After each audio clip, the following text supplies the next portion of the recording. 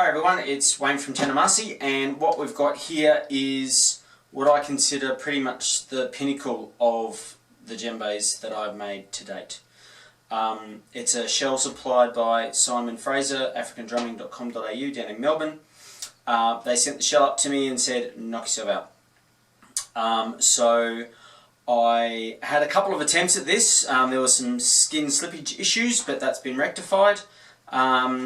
And what I have done is, first and foremost, down the bottom, I have put some tacks on. This is probably the most tacks that I've put on any djembe. I have done some with just like a straight line all the way around, but this one really didn't need it because it's got the scallops in there as well. So we've got some tacks drawing attention to the points of the scallops. And with this much carving on the stem itself, it really didn't need much in the way of tack work, but I think it draws the attention down to it quite nicely. We've got stacked hitches down the bottom in green and yellow with the red wrap, so we've got the West African theme going through the bottom here. We've also got at the top an interesting thing. This is the first drum that I've done this on, and I think it's turned out brilliantly. We've actually got different coloured wrap going around, so this is actually paracord that goes around here. So we've got orange, yellow, 3 different kinds of green, we've got red as well. So I'm drawing your attention to that because if you're the lucky person that actually buys this drum, the playing surface is where the orange and the yellow meet. So you play either side of this tiny weeny little knot that's out of the road, but you play either side of that, and that's where the playing surface is. And of course, the creme de la creme, the piece de resistance, the absolute focus of this drum is the decorative wrap. Again, with paracord from Cam's Chords, brilliant supplier, huge range of chords. They've got some really funky, weird stuff if you really want it. But we've got some black, burgundy, red, orange, yellow, neon green. Again, 2 different kinds of green. I think that's emerald green and Kelly green, black, and then the acid purple in the middle, and the purple just pops. It just stands out so beautifully. This drum is going to be really easy to re-wrap, so obviously you need to undo the wrap to put some knots in it, and it's going to need knots. Every drum does. Essentially there's a little clove hitch around here, undo that, go fling, and the whole thing goes brrrr, and then you put some knots in and then you just wind it back up again. And when you're winding it back up, you can pull as tight as you want, basically as tight as you can, until you get to the spot where the 2 colours are joined. Be a little bit more careful at that point there, but then once you've gone around one whole time, you can then start wailing on it and get some serious tension on there, and then it'll go back on exactly as it is now, and then finish it off with a clove hitch over here. So it looks daunting, but it's not. It's actually quite easy to do. There's a lot of fiddling around to get it right, to get it to look like this in the first place, but once it's done, you can take this wrap on and off the drum.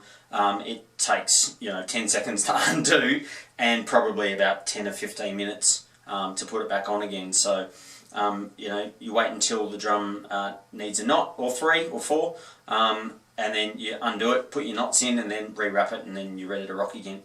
So the important things about this, your playing surface, you're playing on the orange and the yellow. That's where you're playing because that's where the spine is down the middle, and you're playing either side of that.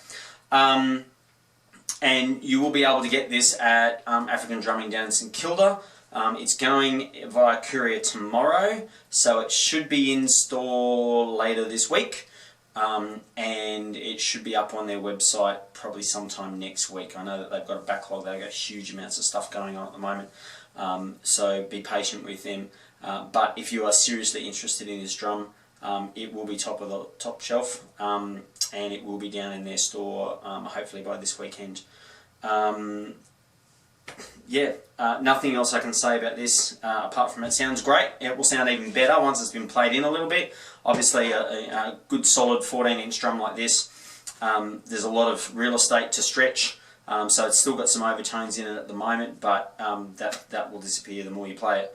What do we do? Oh, this is a little bit of conterfoley from what Simon taught us in Ghana many moons ago.